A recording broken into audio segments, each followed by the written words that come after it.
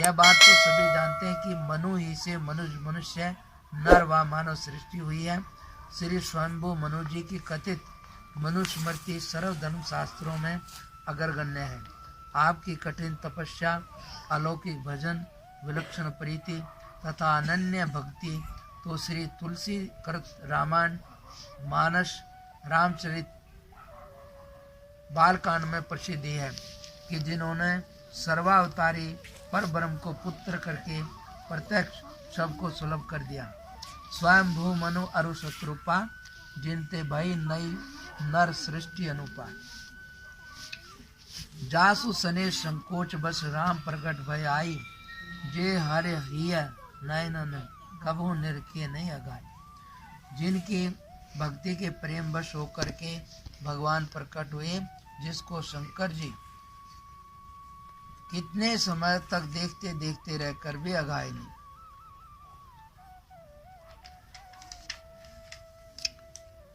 सातवें अवतार भगत हैं श्री प्रहलाद जी।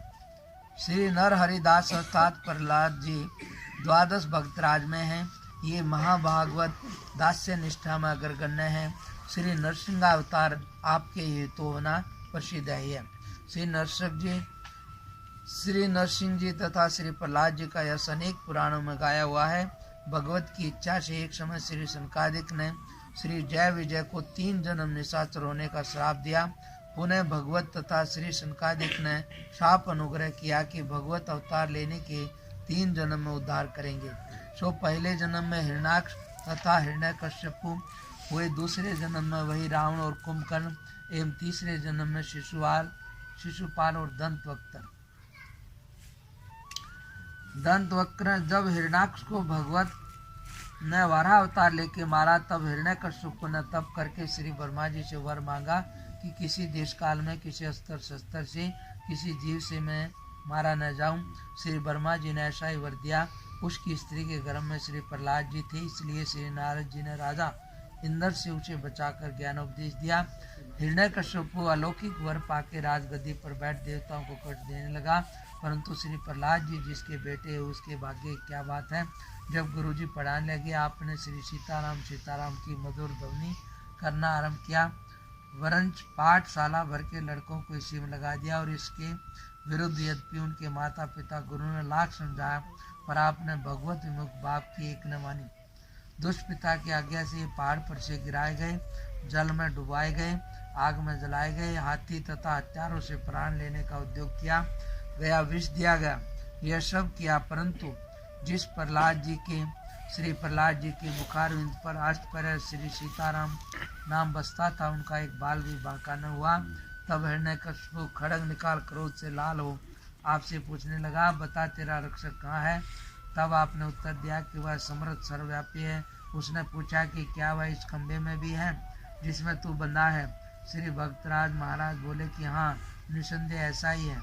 उस मूर्ख तामसी ने जो ही उस खंबे में मुष्टिका मारी, उस खंबे में से महाभयंकर प्रचंड शब्द के साथ अति तेजोमय महाभयानक रूप ऐसी एक तेजोमयी मूर्ति उसको देख पड़ी कि जिसको वह न तो मनुष्य ही कह सकता था और न सिंह ही समझ सकता था।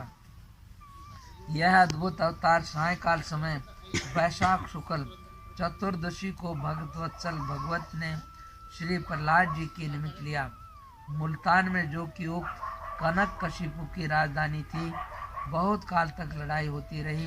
अंत को संध्या काल में घर के द्वार की देली पर अपनी जांघ पर रख के अपने नखों से उसका शरीर बिदा डाला। ब्रह्मा, शिव, इंद्र तथा सब देवताओं की और विशेष करके श्री प्रहलाद जी की स्तुति से प्रसन्न हो भक्तिवर दिया और राज तिलक देके अंतर्ध्यान हो गए, चुप गए।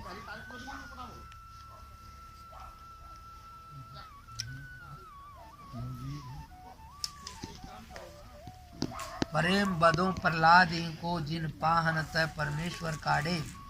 श्री प्रहलाद जी के राज में भगवत भक्ति कैसी फैली, इसका कहना ही क्या है। श्री भगत की भगत वत्सलता की जय हो। प्रहलाद भगत की जय हो। राज ऋषि जनक जी महाराज। पिता श्री जनक जी महाराज योगी राज की महिमा वर्णन कर सके ऐसा त्रिभुवन में कौन है। श्रीमद् भगवत गीता में भगवत ने प्रसंगतः आप ही का नाम कहा है, जिनके ज्ञान वैराग्य रूपी प्रचंड प्रभाकर को देख श्री सुखदेव आदि ऋषिवरों के भी हृदय कमल विकसित होते थे। जासु ज्ञान रवि भवि निशी नाशा बचन किरण मुनि कमल विकासा। आपका सौहार्द निष्ठा की बात है क्या। जगजननी महारानी श्री जानकी जी ने ही जिनको स्वयं अपना पिता मान लिया और प्रभु ने भी पितु कौशिक वशिष्ठ समझाने। श्री भीष्म आचार्य को बहुतेरे महर्षियों ने धर्म कर्म निष्ठा में लिखा है। श्री भीष्माचार्य जी 8 वसुओं में से एक वसु के अवतार हैं। इनकी माता साक्षात श्री गंगा जी और पिता महाराज शंतनु जी हैं। इनकी प्रशंसनीय कीर्ति महाभारत इत्यादि में देखने ही सुनने योग्य है। ज्ञान वैराग्य भक्ति और धर्म शास्त्र के बड़े ही विज्ञ आचार्य हुए हैं, बड़े ही परोपकारी थे। यहाँ तक कि महाभारत की कठिन लड़ाई में श्री युधिष्ठिर महाराज के लिए अपने मरने का उपाय आप ही बता दिया। आपने बाण सैया पर शयन किया और परव नीति व्याख्या की। महाभारत में भगवान अपनी प्रतिज्ञा छोड़ के महाभागवत श्री भीष्म जी के पर्ण को पूरा करने के निमित्त अपने भगत अर्जुन जी के हितार्थ रथ का चक्कर लेकर भीष्म जी पर दौड़े। यहाँ तक भक्त वत्सलता भगवत की देखी, अर्थात इनकी भक्ति इतनी बड़ी थी कि भगवान ने अपना हथियार न उठाने का वचन छोड़ दिया और इनका वचन कर दिया। इन्होंने वचन दिया कि मैं हथियार उठवा दूंगा, तो इसकी भक्ति बड़ी थी। 52 दिन पर्यंत सरसैया पर रह के संत और भगवंत के समागम में सामने भगवान थे, प्राण परित्याग किया। श्री कृष्ण भगवान के सामने ही परम धाम को गए। भीष्म पितामह की भक्ति की जय हो। श्री बलि जी, राजा बलि जी श्री प्रहलाद जी के पुत्र, विरोचन के पुत्र, धर्म कर्म निष्ठा में वर्णित है। इन्होंने 100 यज्ञ का संकल्प करके यज्ञ करना आरंभ किया। सुरेश माता श्री अदिति जी ने भगवत से विनय किया कि बलि मेरे बेटे इंद्र का राज लेके इंद्र पद की अचलता के निमित्त यज्ञ कर रहा है।